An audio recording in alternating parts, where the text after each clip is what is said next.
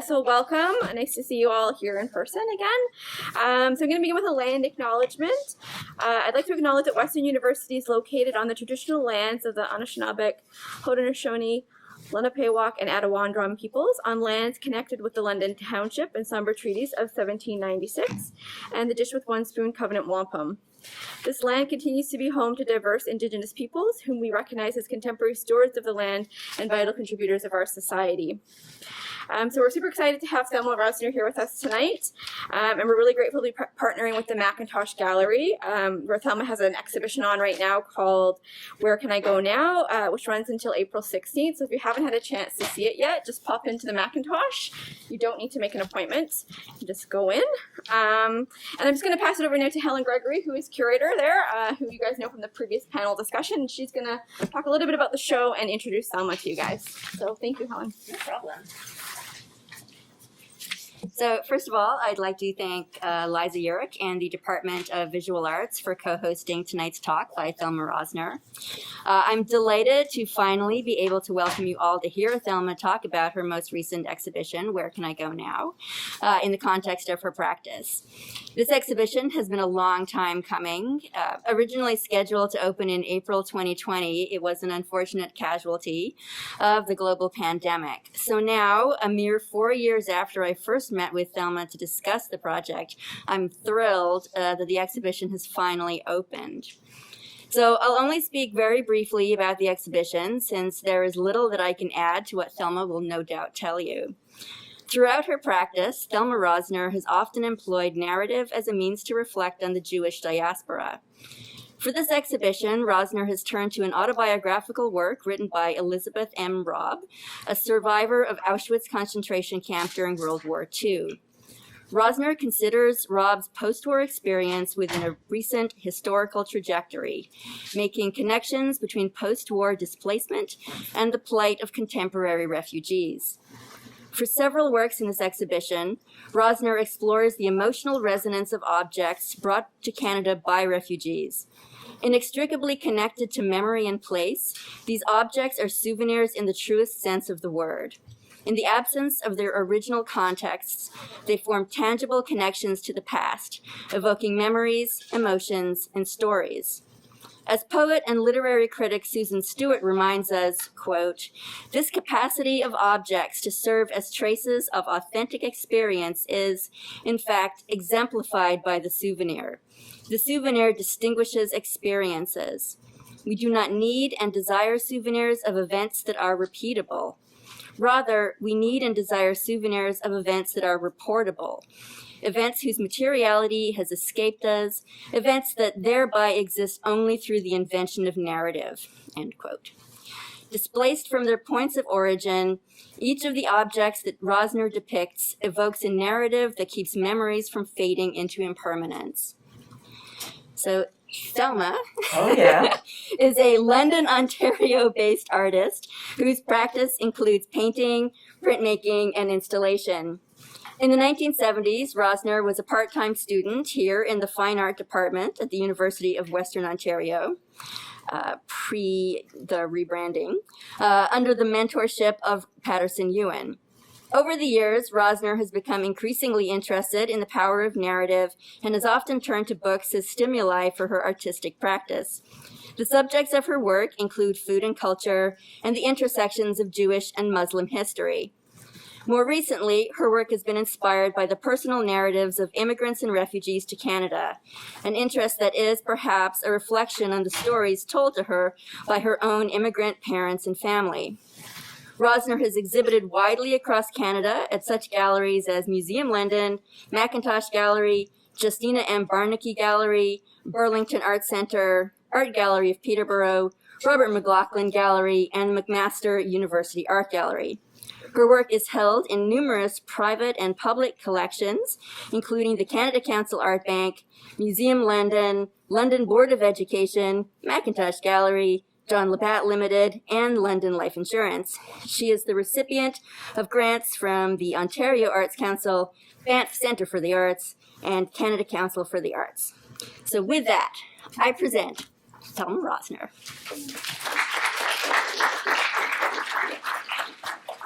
Hi, everybody. It's a pleasure to be here in person, and it's also nice to be able to see the top half of your faces. And I guess that mask mandate will end in a couple of weeks, but being in person is very important and unusual considering the last couple of years. As Helen did say, I was a student here 50 years ago, and Paterson Ewen was my mentor, really, not that he knew it particularly, he just did what he did. And I also was taught painting by Duncan de Kergamo, who is probably 95 years old now and is still painting in Ottawa. At that time, there were some prohibitions in our painting. We weren't allowed, for example, these were Duncan's rules, to paint dogs and cats. And we also weren't allowed to do a painting that told a story, because that veered toward illustration, and that was considered not fine enough for fine art. So just about those prohibitions, I think that it's important that you not pay any attention to them, because the things that were prohibited when I was a student have come back into fashion, and other things that were hot stuff when I was in school have drifted away and faded. Just follow your own instincts, and I think that you'll be in good shape.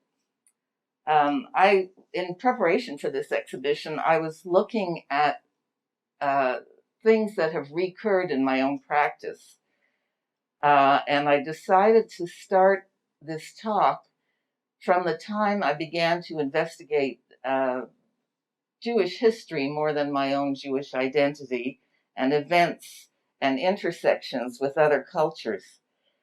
But what I did notice about the work that I've produced is that, first of all, it's indebted to still life more than any other painting form. And you'll probably know that in the 19th century, still life was considered the lowest form of painting, the highest being history, and then there were a whole bunch in between. So as the lowest form of painting, it was appropriate for women. And there were a number of excellent still life artists, but the practice has become a little more elevated in the 20th century and beyond. In the 70s, I read an article by Lucy Lippard trying to identify female characteristics in art. And one of the things she said was that many women use the grid as a kind of structure for their work. And they tend to get involved in repetitions, which you might do if you had a grid. And also their work is labor intensive. And I would say that that does describe my work. I also feel that when you go to an art gallery and walk into the room of a contemporary artist and look at the work, there should be something there that is a hook, some way for you to relate to the work without really investigating it in detail. But there has to be a landscape that isn't alien, I suppose. And I remember once at the AGO going to an exhibition and walking into a room, and it appeared that that the exhibition was a bunch of crates. So I didn't know if the crates had been unpacked yet or the crates were the exhibition. And it turned out that the crates were actually the exhibition. Needless to say, that was pretty alienating, or at least for me. And so I try and make things beautiful if I can. That was another rule that we were cautioned against, because our work was supposed to be rough to kind of match the times, I suppose. Another thing that I do often is include a text in my work. And the last thing that I'm going to mention is doubling. And I use that technique to evoke memory and absence. some of the things that have influenced my work from the very beginning have been books that I've read or come across, not in the way of doing academic research, but just perhaps reading book reviews or being recommended a book by a friend. And that has provided a kind of backbone for my work. So, you've seen excerpts from this book already if you've read the material that Liza gave you. This book is a memoir that was written by a woman who was my niece's mother-in-law. She was born in Hungary, and she had a kind of idyllic childhood. Her family was a very important family in this small town. And she became a young adult. She married and she had a child. And then in 1944, Hungary was taken by the Nazis, and most of the population, I think 90% of the population, was deported to Auschwitz. She made a life after that. She went to Auschwitz in a train, as all these prisoners did. And then when she got there, she was part of the selection that Dr. Mengele, this monster who you may have heard of, was in charge of. And people were told to go to the left or the right. The able-bodied and young people were sent in one direction, and people who were older or younger were sent in the other direction, and they were directly killed. They were gassed and then burned. Elizabeth was separated from her child and her parents, and she went to the able-bodied group, although nobody knew at that time what was going on. Anyway, one day I was driving, and I heard a piece on Sunday morning, the CBC show, and the piece was about a recipe book that was written in Terezin by a woman who did not survive. Her name was Minna Pachter. Her whole family left for Palestine, but she stayed behind because she said, what can Hitler do to a 70-year-old woman? Which she did find out. Anyway, she wrote a book called In Memory's Kitchen, and it was an effort to reconnect with the part of her life where she felt herself to be human. And I told this to Elizabeth, who had gone through the same horrible experience, and she told me that she had written a recipe book in Auschwitz. And she had stolen scrap paper from garbage cans, and she found a pencil somewhere, and she wrote down all the recipes that she remembered and that other women also remembered. And apparently in the camps, discussions about food were common, even though these people were starving. They called it, somebody told me, cooking with the mouth. Anyway, the piece that I'm starting with was described in this book. And here's Elizabeth's recipe book. This book is about the size of a postcard. It was bound by a friend who found some waxed or oiled rags, and she made the cover for it and then put that tiny little metal icon on it. And the word in Hungarian translates to recipes. And there's a page from the book. And you can see that the paper that she found had all sorts of linear and horizontal lines on it. And that was a record-keeping book for the number of hours that the Nazi soldiers were putting in. And so that paper was discarded, and she used it to write these recipes on. My piece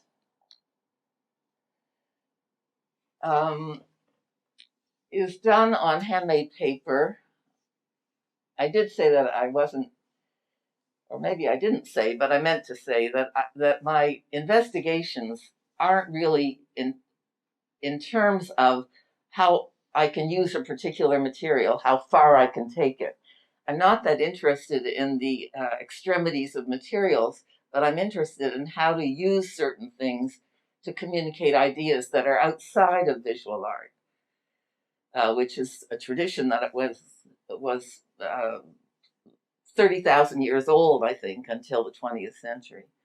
At any rate, these are pieces of fruit and vegetables arranged like books on the wall, and their ghosts are beside them.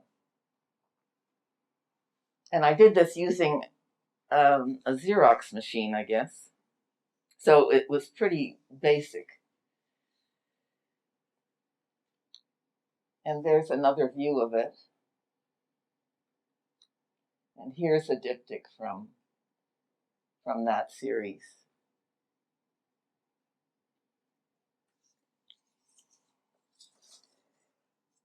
So I continued my habit of using books as inspiration. And of course, I'm interested in food. I love cooking.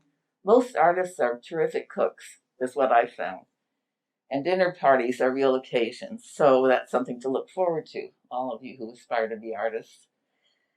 And here was a very unusual recipe book called A Drizzle of Honey. The lives and recipes of Spain's secret Jews. Some of you who know the history will know that after the period in which Muslims were in control of most of Spain, the Christians, the Catholics, Isabella and Ferdinand, ultimately drove the Muslims out of Spain across the Mediterranean to North Africa. There were people who wanted to stay, and the condition of staying was that you convert to Christianity. And there were many Jews who did convert to Christianity on the surface. They were called conversos, but they practiced Judaism in secret.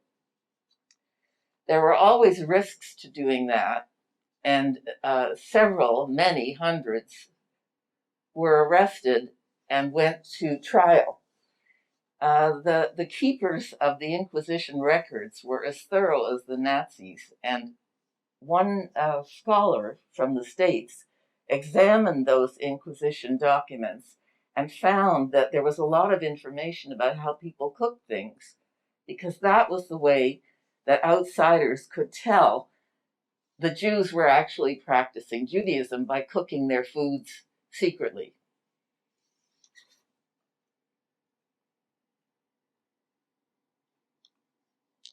So this is a piece that I did in response to that book. The paper is 22 by 29, or the other way around, and it's arranged kind of like graves. And each of the items, the food items there, is part of the testimony of someone who is accusing a secret Jew of being Jewish. So there is text there identifying the kind of food it is. And then underneath, it's hard to see, but there is a text from Inquisition documents that was used in the prosecution of these people. I'll show you a detail. I'm not sure that you can read that either, but there was a woman, on Friday she prepared a stew of eggplants and onions. So that wouldn't have been something that the Christians would have prepared, partly because they thought eggplants were poison. But this was apparently a traditional Jewish dish. And so someone, a servant or a neighbor, found a young woman preparing this dish, and she was prosecuted by the Inquisition, I think actually twice. And eventually she didn't lose her life, but she left, went into exile. Her name was Isabel Gonzalez. So all of this is recorded in the Inquisition documents. And there are many, many recipes that the Jews who were being accused of practicing their religion in secret were cooking. I remember one was a lamb leg, and in order to make a lamb leg kosher in that culture, you removed a large vein from it. And that signified that the blood, which was precious, was gone. And a man was accused of being in the kitchen and removing the vein from the leg of lamb. But he was acquitted because the judge said that no man would ever go into the kitchen and cook. So that was sort of an interesting moment that resonates now.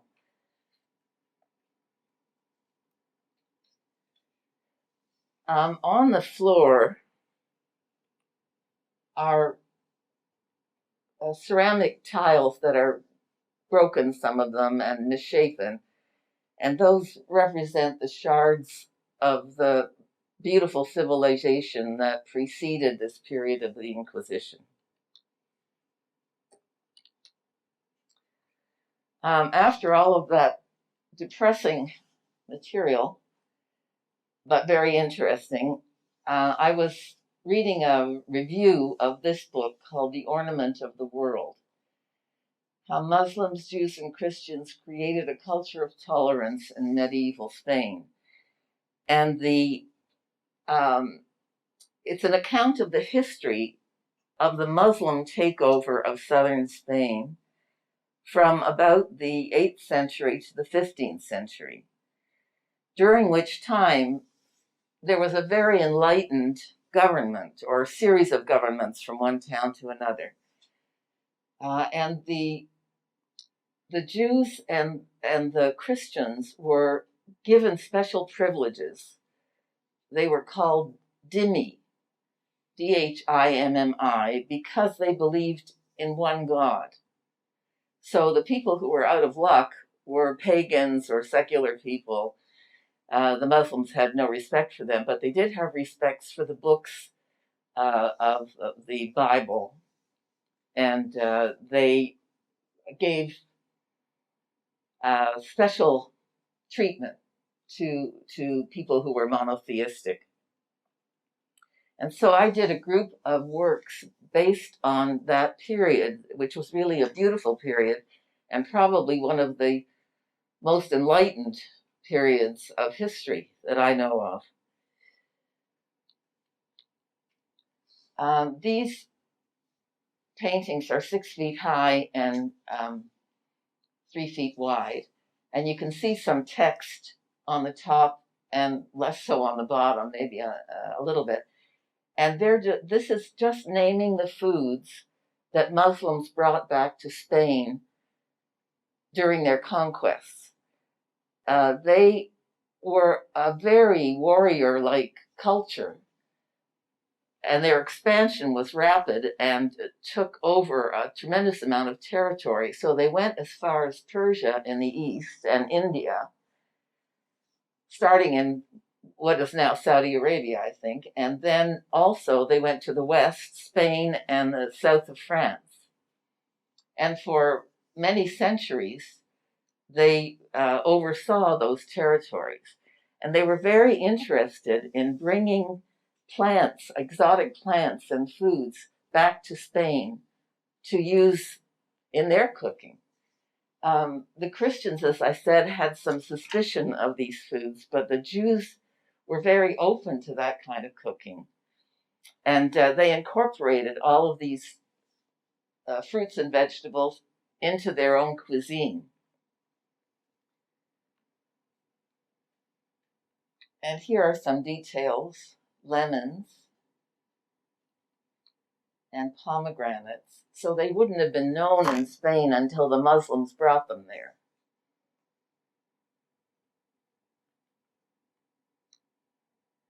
This is the second work that I did in this series. It's 10 feet wide and 6 feet high. And it's based on two things: looking for shared experience. The Muslims and Jews both have lunar calendars. And so each religion, because a lunar calendar doesn't come out right, they have different ways of adjusting for it.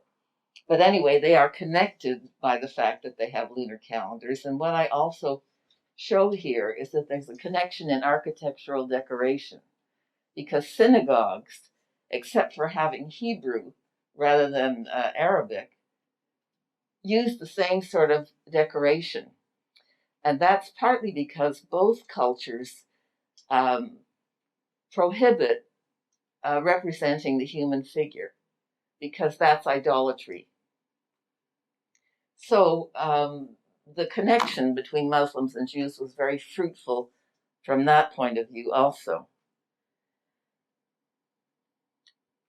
And this is the third piece. This wall is probably 20 feet side to side and maybe 8 or 9 feet high.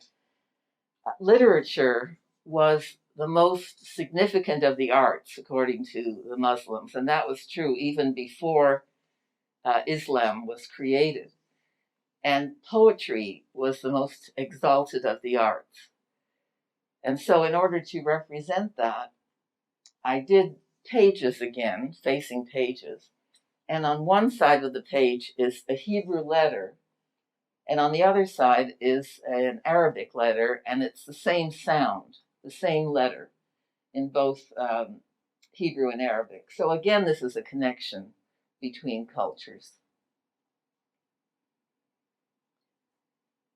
I have some details, I think. The background is architectural decoration. And I reversed the dark and light areas to show the difference but similarity. There's one with, I used to know what letter that is, I have no idea.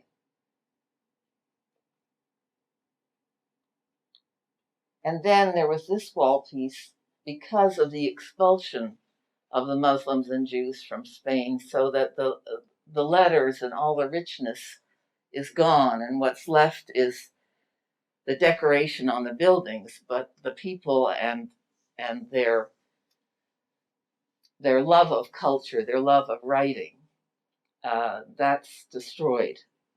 And that would have been in 1492, when the last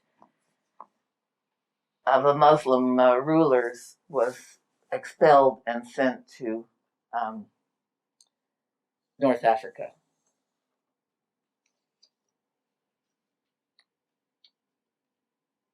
And this is another book that inspired quite a lot of my work. After the Second World War, my father-in-law had some relatives in Europe that were trying to get to Palestine, which was then under British protection, and the British were not that happy about this immigration. At any rate, he was able to get his cousin, I think, out, and in return, he was given this little book, which is also about the size of a postcard. It says Jerusalem in Hebrew, and there's English there as well. And it was made to sell to Christian pilgrims who come to visit the holy sites of what was then Palestine. And this is a page from the book, and you see the text on it. At the top is Hebrew, and then German underneath the stems, and then French, and English, and Russian. So these would have been the countries that the pilgrims were coming to Palestine. And they took back these little books of flowers. Those are real flowers. And they're pressed into these books. And the book, when I got it, or when my husband got it, was already many decades old. And I think it must be over 100 years old now. I've seen some as old as 120 years. So I was trying to figure out how I was going to use this fragile little flower. And I tried to, this is one among many, and I tried to paint from this image, but my paintings were just too clumsy. And so I gave it up for a while. And then somebody told me about digital printing, where you would scan something and then make a print from it, a digital print from it. And that was the method that was very successful for these projects that follow. That's the print that I made from this page. And the print is 15 by 30 inches, and the light's on, so you can't see the sort of exquisite detail, the translucency of some of those petals. But they are really remarkable. And here's the installation of these diptychs. Now, this project of mine was to represent the connections and the differences between Muslims and Jews. So again, I reverse color and I do a mirror image. So you see that they're connected and separated. And it's a metaphor, really, for the situation between Jews and Arabs, who are related. They're both Semites, Semite cultures. They share a great deal in terms of their traditions, but they have two claims to the same piece of land. And that's the cause of everything that has followed the British giving up Palestine and the United Nations declaring two countries, Israel and Palestine, in 1947. And immediately after that, a war broke out because the Arab countries, I think, felt that they could make the Israelis just defeat them entirely. They would drive them into the sea, which was one of the things that they said about the Jews in Israel. But the Jews fought back, and it reminds me kind of now of Ukraine and Russia, where Russia is such a strong power, but the Ukrainians are bravely fighting, and we are all hoping that that will result in maintaining their independence, but who knows. At any rate, there was one other point during that time of kind of coincidence, and that is that we hear a lot about the Arabs who were expelled from their lands in Palestine, and that's certainly true. There were 750,000 Arabs displaced, and they had to find other places to live, and they went to the bordering countries where they were put into camps. And their descendants are mostly still in those camps. At the same time, the Arab countries expelled their Jewish populations. This started in the late 40s and it went on till almost 1960. And those populations in some of the countries had been there for 2,500 years. But the creation of the state of Israel was such an affront to these Arab leaders that they got rid of all of the Jews. 800,000 Jews had to leave these Arab countries. And the difference between the one situation and another is that the Jewish refugees were largely absorbed by other countries. But the Arabs were not. They were left in camps, and there was some hope for them. They were given hope that they could return to the lands that they had left. And there was a special committee set up at the United Nations to look after them in particular. There are 80 million refugees in the country, in the world, that is.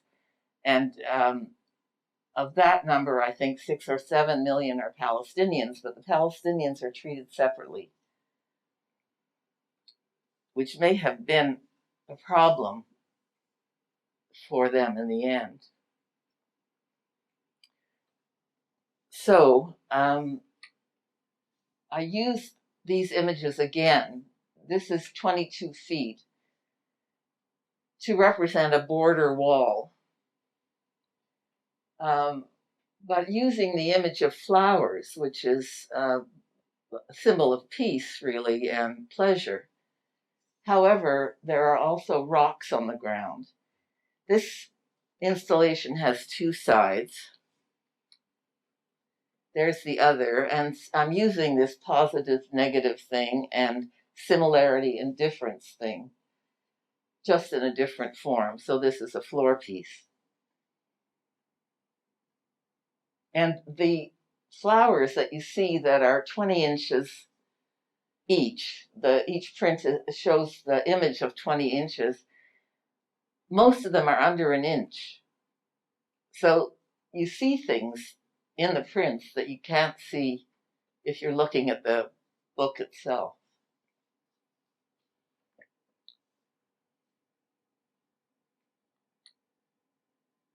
Now here is a different project, but also based on another book that Elizabeth took from Auschwitz with her. And this was a gift to her. I think what the embroidery says is 1944, X11, which is 12, so the 12th month, and then it was, I think, supposed to be 25. It was a Christmas present from a woman who was her friend who was working in the same work camp. And again, it's very tiny. It's maybe 4 inches square. And that's felt. And Elizabeth marveled that this woman was able to find that little bit of red ribbon that she was able to put in the cover.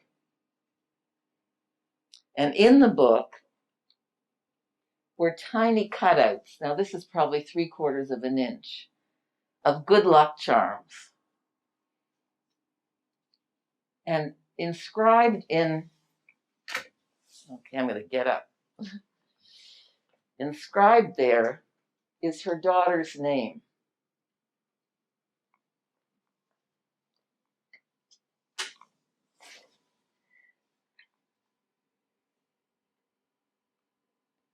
And I made pages of the scans that I took.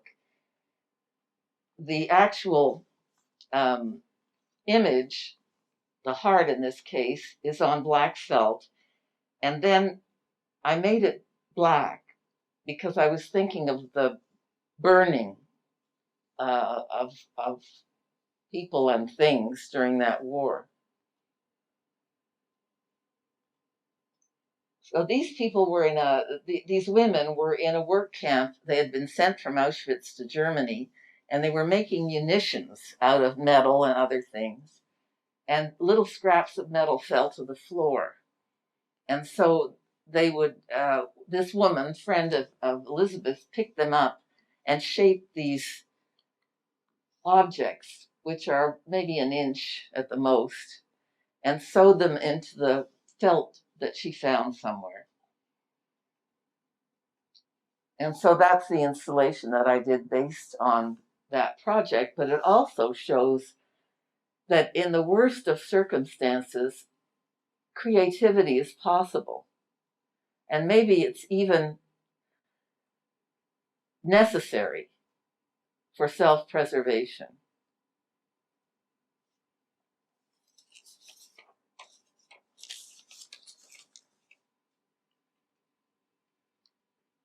Okay, I'm back to Arabs and Jews again, Palestinians and Israelis, trying to find points of connection. This piece is called Dictionary, and each ordinary object is labeled in both Hebrew and Arabic. And obviously I use dictionaries to do this. I don't know either language. And the images operate like metaphors. So, for example, you can use rope to make things stronger, tie them up, or you can make them weapons. You can tie somebody up. And nails are positive or negative, depending on how they're used. There are other images that maybe you can see on the other side. Again, this is an accordion book. These prints are 30 inches high and maybe 20 inches wide, 22 inches wide. And there's one side with the Hebrew text for the object on the top. And here's the other side with the Arabic text. So they share the moon, they share stones, they share food, they share water. They're human.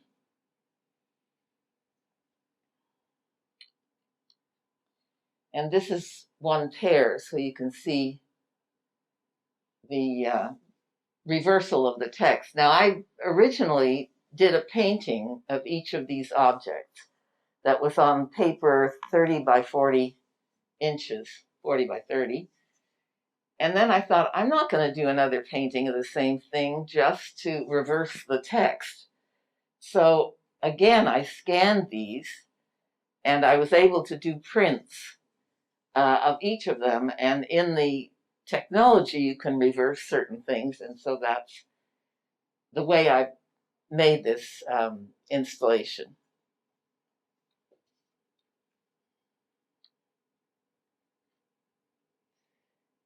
And an impression of homeland, thinking of the Israelis as having the real homeland.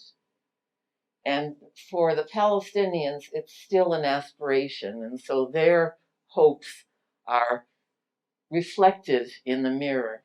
There isn't a land for them yet. There isn't a homeland for them yet.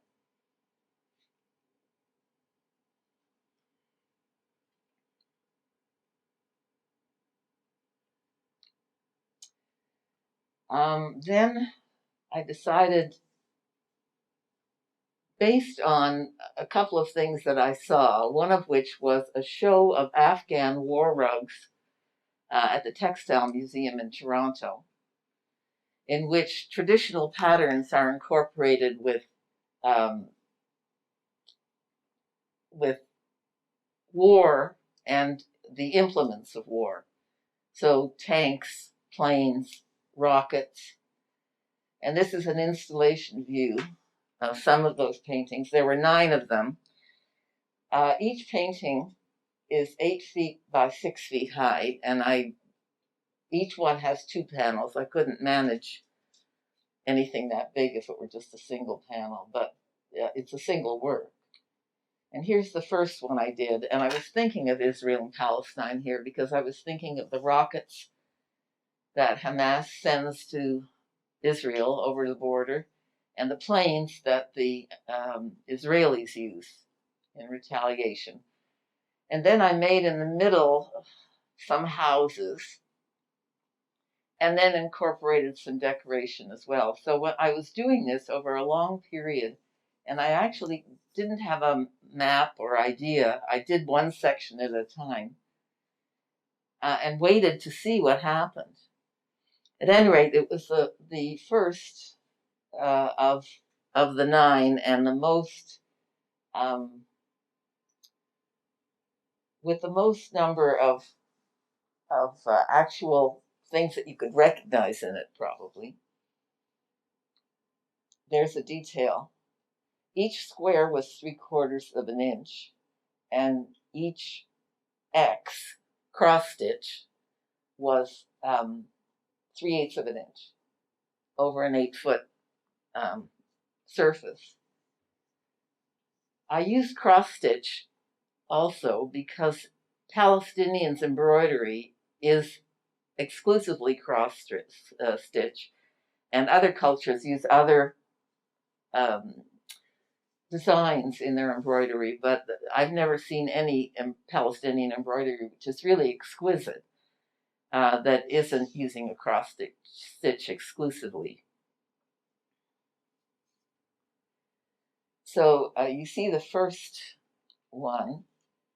Now this is the sixth one, and by then I decide to obliterate some of the images with abstract shapes or colors that evoke the idea of a cataclysm or a fire or some sort of movement. And so here you see there are planes, there are guns that are vertical, helicopters, more guns, and more planes. So I hope you can see those, plus some decoration.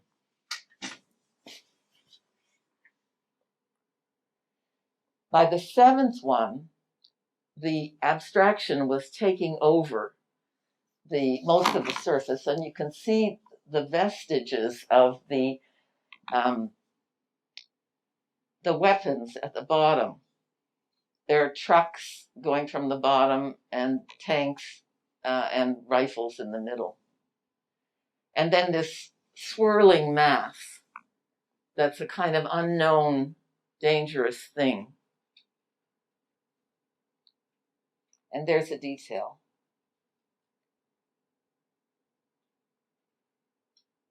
One thing about doing stuff like this is that you don't have to be anxious about your next body of work because you know this is going to take you so long. And so, you know, you plod along and see the thing emerge, but at least the anxiety about the next step kind of subsides.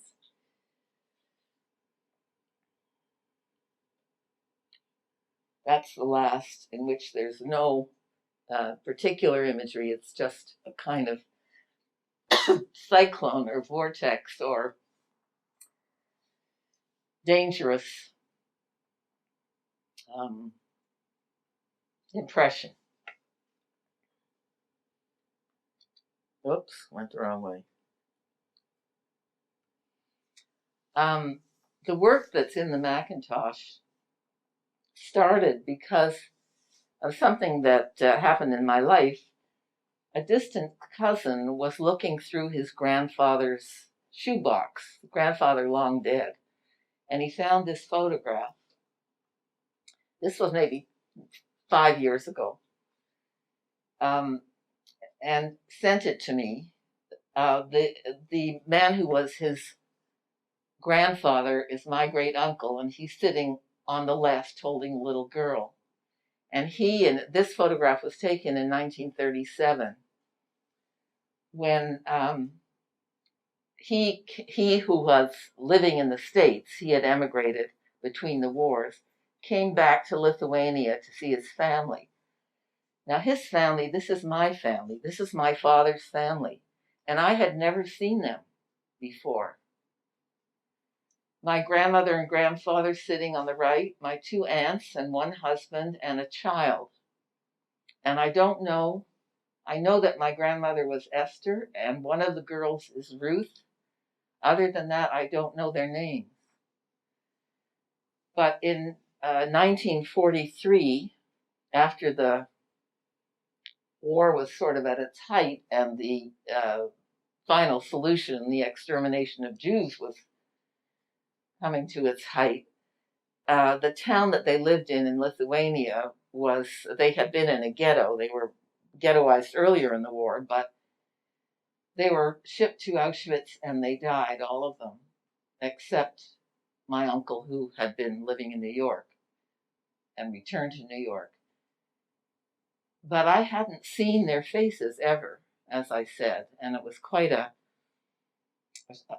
shock to me. They became real people and real victims, as opposed to knowing that they were among the 6 million Jews and the 11 million people who were killed in the camps. So that brought me back again to Elizabeth as a survivor of all of this. And you will have received the material from her book, and peace never came, that traces her journeys from 1944, when she was deported to Auschwitz. And you see Auschwitz on the right there, about in the middle. And then that long line that goes across Germany is her transportation to the work camp. So she was taken out of Auschwitz and sent to this work camp. And then in 1945, if you read the text that was given to you, they were on a death march to Bergen-Belsen, this group of people who had been working in the factory. And suddenly the soldiers, the SS, disappeared. And that was because the war was over. And one of the people who was walking said she saw one of the soldiers tearing up his picture of Hitler. And these dogs and soldiers disappeared, and her journey as a free person began. But she wandered all over Europe and felt that there was nowhere that she could live. She couldn't live where she had lived before. The memories were too terrible. Her child was dead. Her parents were dead. So she wandered around back and forth, and you see the directions and the places where she was over a period of 5 years. Eventually, a cousin in Ecuador sent her a visa. So in 1948, she was able to leave Europe and go to Ecuador. From there, she married again and had 2 children. She went to Australia after that, and then eventually ended up in Canada. So this 5 years passage that she titles was the inspiration for this piece that's in the McIntosh. And it traces in red chain the trips that she took back and forth across Europe. It's about 18 feet wide and 8 feet high. And these are the countries of Europe that I'm representing in images of broken glass. With France on the left, Germany, the large one, and then the top one is Poland, and the far right is Hungary. That little one in the middle is Austria, and the bottom is Italy. And you see the chain going down, and that represents her departure from Turin in Italy to Ecuador. And there's some details, I think.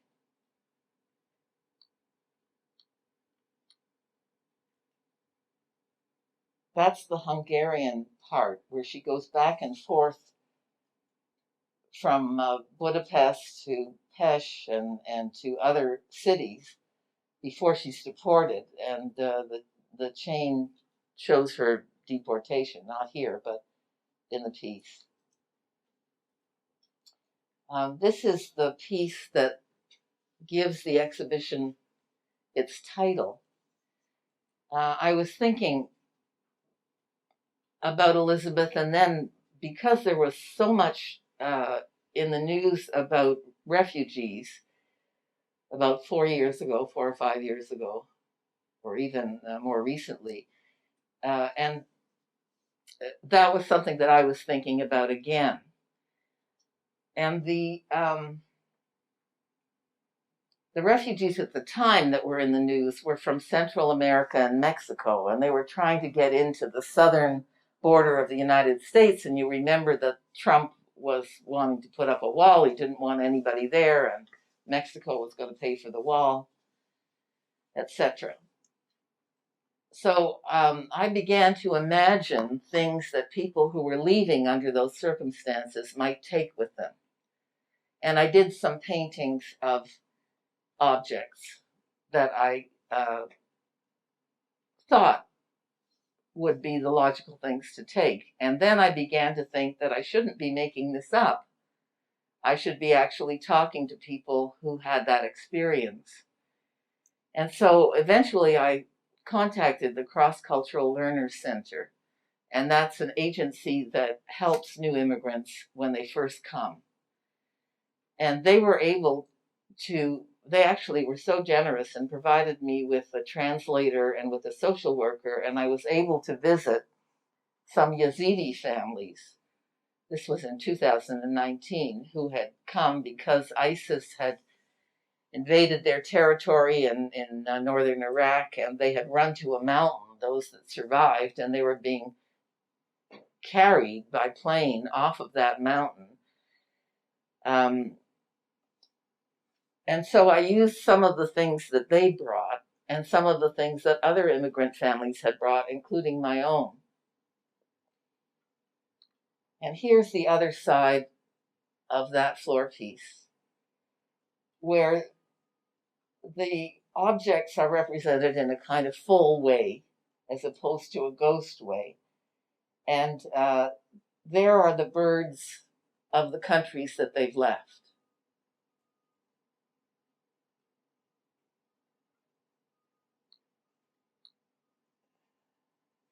And then I began to record some of the stories that were associated with the objects that I had painted.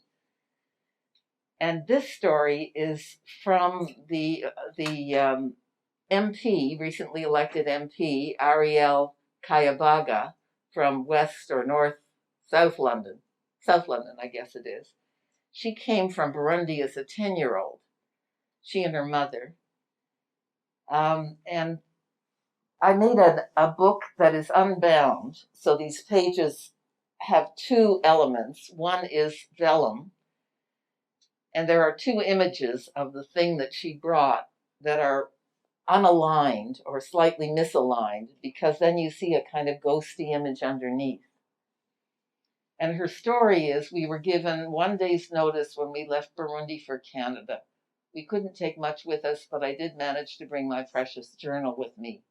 We weren't allowed to tell anyone that we were going. That's her story, and she's very open about talking about it. And when she came to Canada, she spoke French, but not English. She was 10 years old. Now she's 30. She's elected as a member of Parliament. And so that is something. This was an elderly woman who was one of the Yazidis. She wore a pendant with a peacock on it. The peacock is holy to the Yazidi people. The text is, we believe that when God created the earth, he left it in the safekeeping of 7 holy angels. The peacock angel is the most important one. It made the plants and animals and cares for everything in the world. My priest gave me this pendant before I came to Canada to be with my daughter's family. And I met some of the family who are great. And of course, the woman that I was, who was the immigrant, had just come, and she spoke no English at all. And she was older and probably wouldn't pick up very much English if my grandmother was any example. But her children will, and their children will. This was another Yazidi family. When ISIS attacked our village, we escaped and left everything behind. Then we spent 4 years in a Turkish refugee camp. It was there that I found a replacement for my teapot, the one that makes the best tea. And she made me tea out of that teapot. My husband, children, and I came to Canada. My mother is still in the refugee camp. And she showed me a picture of her mother sitting at a kind of boiler or stove with an identical teapot on top of it. But her mother had been left in Turkey, and I don't know whether she ever was able to come.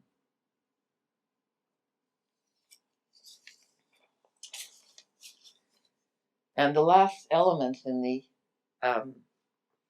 exhibition goes back to this little book that I started my talk with. And here are prints of some of the pages of the recipe book. And then I made my own book, which are pages, double pages that are on the shelves that are below the prints. And a lovely Hungarian woman who was also a refugee, who came after the Hungarian Revolution in 1956, translated the recipes, not the entire recipe, but the title of the recipe for me. So the over page gives you the English, and then you know what you're looking at when you see the prints.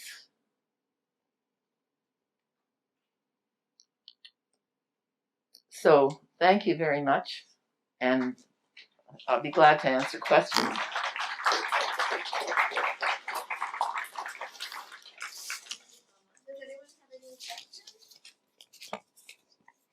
I really appreciate the way you discuss the intersection of different cultures and religions.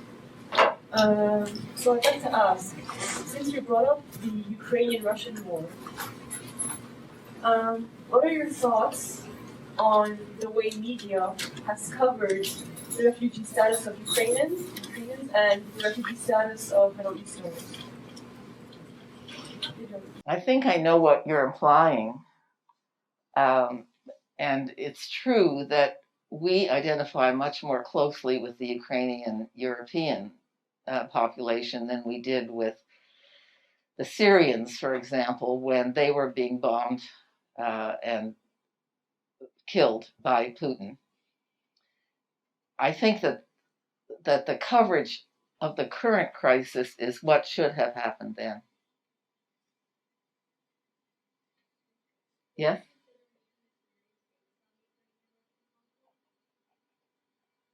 Can you repeat that?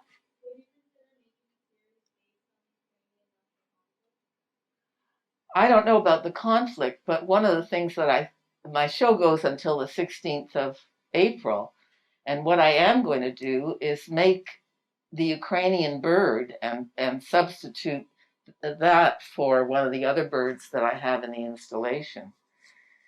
My daughter has had a kind of parallel experience because it's very strange to have opened this exhibition about refugees at a time that a horrible war breaks out.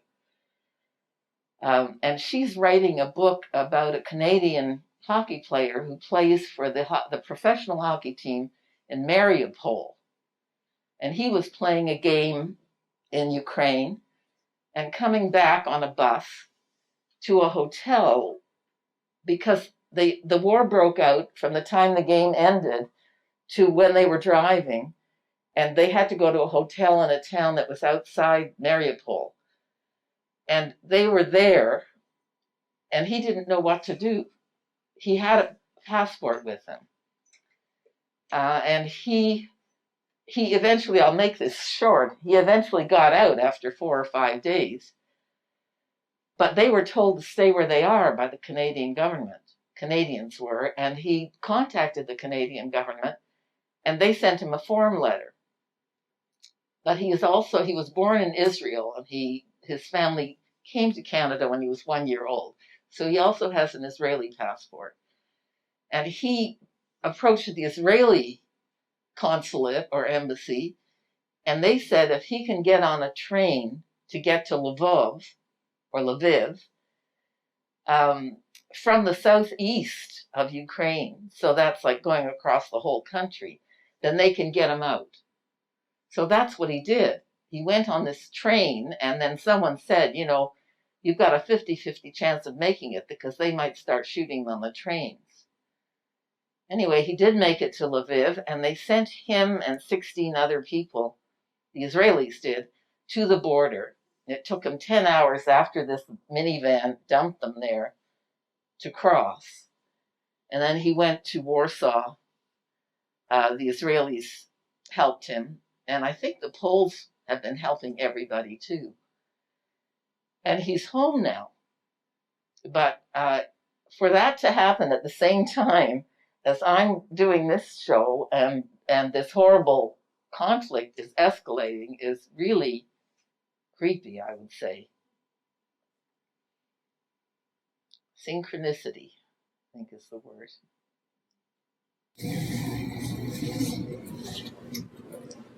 Yes? So I'm really interested in your processes of finding the topics and then doing your research and then type it afterwards. But you did mention that when you were students, it was not considered fine enough for fine arts to make an art that tells a story. And what did inspire you at that time to actually do something that was not considered a fine art for fine art culture? I wasn't doing narrative work then. I listened to what they told me. So I can't remember what I did, honestly. Oh, I did something about the states. I was doing some American flags based on their corporate world and their love of guns and stuff like that. So it was political satire that I was doing. I did that in third year. In fourth year, my painting was so bad that a visiting teacher, friend of Duncan's, said, "That painting is so bad, it's almost a masterpiece." So that I kind of, you go through these stages of being productive and being fairly confident in the next step. And then it's like the game of snakes and ladders where you are going up and doing fine, and then you just hit a snake and you come down and start again. You have to start again. And there are often dead ends.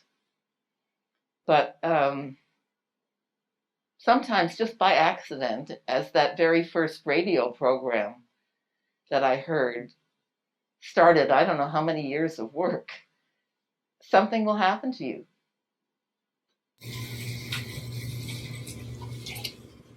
Yeah. Thanks so much for your talk. You're welcome. Yeah, I really enjoyed it. I was curious how you made those patterns of abstraction in the rugs collection. Like how, as you said, they have such a natural movement and all these different emotions in them. And how did you actually put that into the material of your rug? Those abstract patterns, or shapes. I was just playing it as it came, really. I knew I wanted in those two last paintings a whirlwind. And so you just start making marks and you find where you want it to be. And then when it's done, you have to revisit it and keep on painting it. And there were a lot of revisions to the paintings after they were completed, after the surface was covered. But still, there's dissatisfying places, and so. But it's easy in a way. That was a very non-anxious time in my career because it was so labor intensive, and I knew that I had that security that I could come in the next day and I would start again. So. Not everything is that easy. For you, technology has changed everything that you're learning. And you're going to be the ones who are going to be investigating that kind of practice. For me, I'm a 20th century kind of girl. Are all the works that you show, like in gallery showings and stuff, digital copies of the originals, or do you show the original paintings and cross stitch and things like that? Well, a lot of what I showed, I thought I hope I said when it was a digital print. Oh, yeah, but the paintings are paintings. And the work, the only digital work in the show that's at the McIntosh right now are the prints in the small room of the recipe book. But the rest of it is all painting on paper. One of the things that I decided after doing these enormous cross-stitch paintings was that I wasn't going to haul around huge stretchers anymore. It was just killing me, So all of this work is on paper, partly for that reason.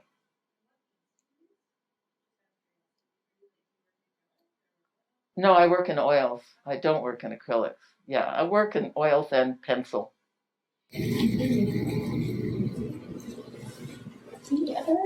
One more? Yeah, I was just quickly really curious what materials you used in the Homeland piece, it was called, with the mirror. What was the material? Oh, that was natural material, except for it was stones and sand, and but I had to do water, so I used tiny little crystal things that you put in aquariums.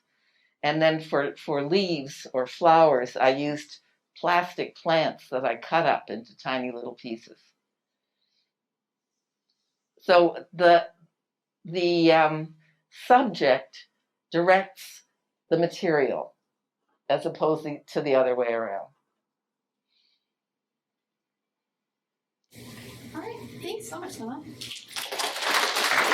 Thank you.